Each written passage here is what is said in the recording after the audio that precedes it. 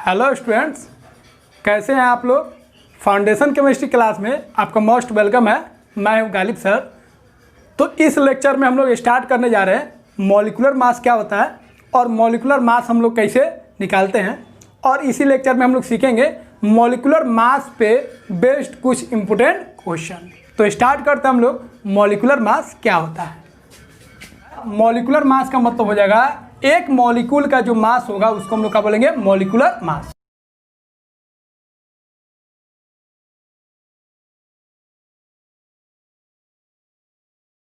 तो किसी भी कंपाउंड का जो एक मॉलिक्यूल होगा उसका जो मास आएगा उसी को हम लोग क्या बोलेंगे, मॉलिक्यूलर मास। अब कैसे निकालेंगे।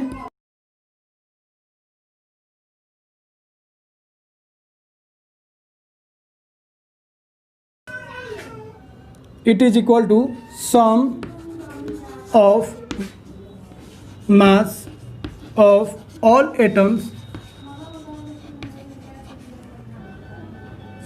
in a molecule।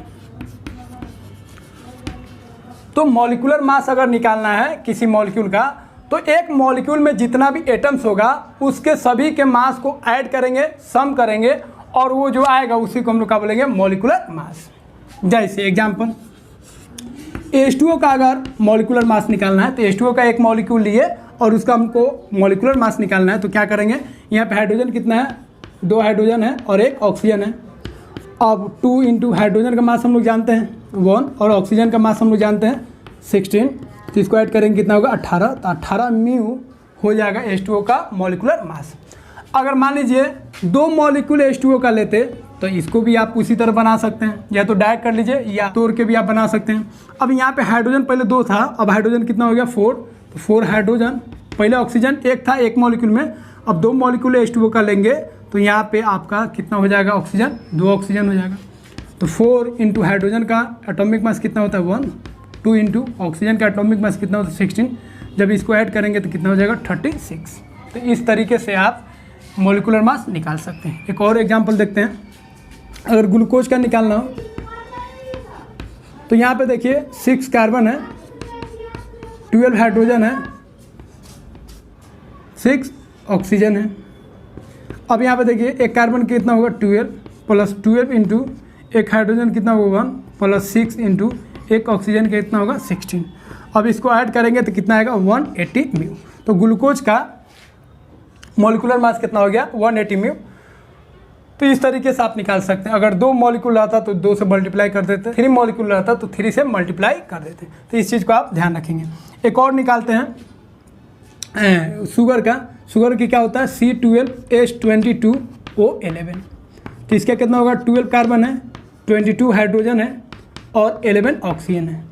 अब इसका 12 इंटू कार्बन का कितना होगा 12 प्लस 22 इंटू हाइड्रोजन का एटॉमिक मास कितना होगा 1 प्लस 11 इंटू ऑक्सीजन कितना होगा 16। अब इसको सॉल्व करेंगे तो 144, इसको सॉल्व करेंगे तो 22 और इसको सॉल्व करेंगे तो अब इसको ऐड करेंगे तो कितना आएगा 342 म्यू। तो शुगर का मॉलिक्यूलर मास कितना हो जाएगा 342 म्यू। तो इस तरीके से आप मॉलिक्यूलर मास निकाल सकते हैं। तो मेन आपको एटॉमिक मास याद रखना है। एटॉमिक मास याद रहेगा तो मॉलिक्यूलर मास आप निकाल सकते हैं। तो एक मॉलिक्यूल में जितना भी एटम्स होगा उस सभी एटम के मास को हम लोग ऐड करेंगे और उसी को हम लोग क्या बोलेंगे, मॉलिक्यूलर मास। अब मॉलिक्यूलर मास में एक चीज़ याद रखिएगा, जिस तरह हम लोग एटॉमिक मास को बोलते थे रिलेटिव मास, क्योंकि हम लोग कार्बन के रेस्पेक्ट में अदर एटम्स के मास को हम लोग निकालते थे, इसीलिए ये मॉलिक्यूलर मास को भी हम लोग क्या बोलेंगे, रिलेटिव मास। क्योंकि मॉलिक्यूलर मास जो आया वो किससे आया, एटॉमिक मास को ही इसमें यूज कर रहे हैं। एटॉमिक मास रिलेटिव है तो उससे जो मॉलिक्यूलर मास बना है वो भी क्या होगा, रिलेटिव होगा। तो आपको ध्यान रखना है मॉलिक्यूलर मास जो होगा वो भी क्या होगा, रिलेटिव मास होगा। और दूसरा चीज़ ध्यान रखना है, एटॉमिक मास जो था वो एक्चुअल हम लोग नहीं लिख रहे थे, अप्रोक्स में लिख रहे थे। जैसे हाइड्रोजन का था 1.008 लेकिन हम लोग 1 म्यू मान रहे थे, उसी तरह मॉलिक्यूलर मास जो आएगा वो भी हम लोग किस में लिखते हैं, अप्रोक्स में लिखते हैं। तो इस बात को आप ध्यान रखिएगा। तो इसको कॉपी कीजिए, फिर एक क्वेश्चन हम लोग करते हैं।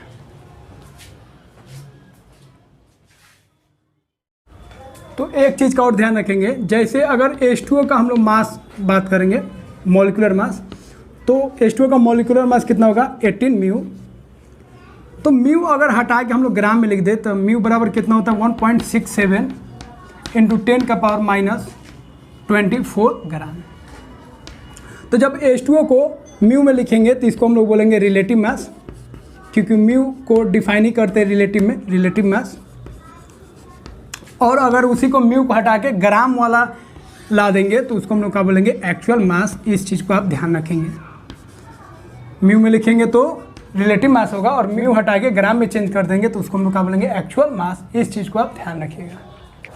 अब इस क्वेश्चन को करते हैं। यहाँ पे मॉलिक्यूलर मास बोल रहा है इस कंपाउंड का निकालने के लिए। एम्स 2000 का ये क्वेश्चन है। तो एकदम सिंपल क्वेश्चन है।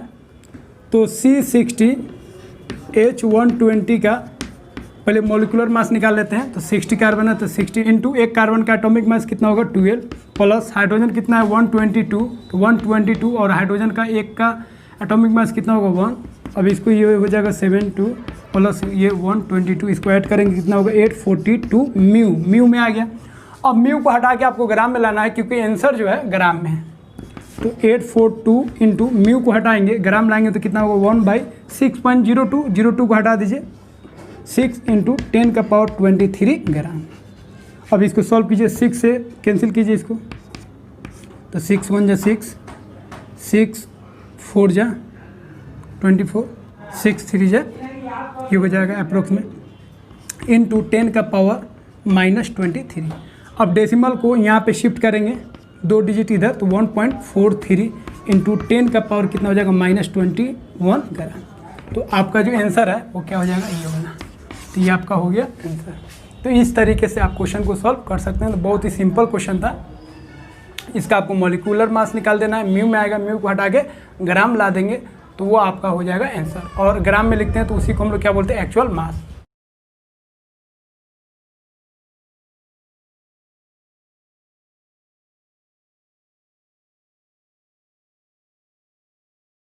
एक और क्वेश्चन हम लोग करते हैं।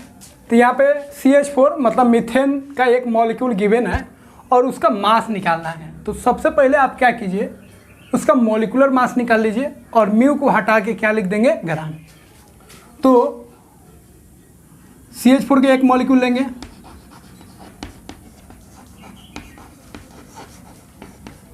CH4 का एक मॉलिक्यूल लीजिएगा तो कितना इसका मॉलिक्यूलर मास आएगा 16 म्यू।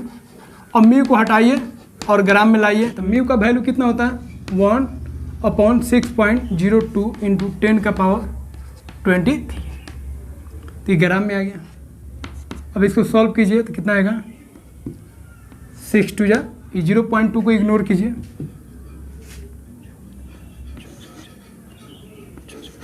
इंटू 10 का पावर माइनस 23। तो ये आपका हो जाएगा। अब देखिए कौन है तो ये वाला, तो ये आपका ऑप्शन हो जाएगा सी। तो एकदम सिंपल क्वेश्चन था। तो यहाँ पे मास गिवन था तो मोलर मास आपको नहीं निकालना था क्योंकि ग्राम में गिवन हो तो ये जरूरी नहीं जो मोलर मास है, क्योंकि म्यू को हटाएंगे और ग्राम में चेंज करेंगे तो उसके लिए इतना वैल्यू पुट करते हैं। तो इसलिए मोलर मास नहीं निकालना था, पहले मॉलिक्यूलर मास निकालना था और मॉलिक्यूलर मास म्यू में आता है उसको चेंज करना था किसमें ग्राम। तो इसको कॉपी कीजिए।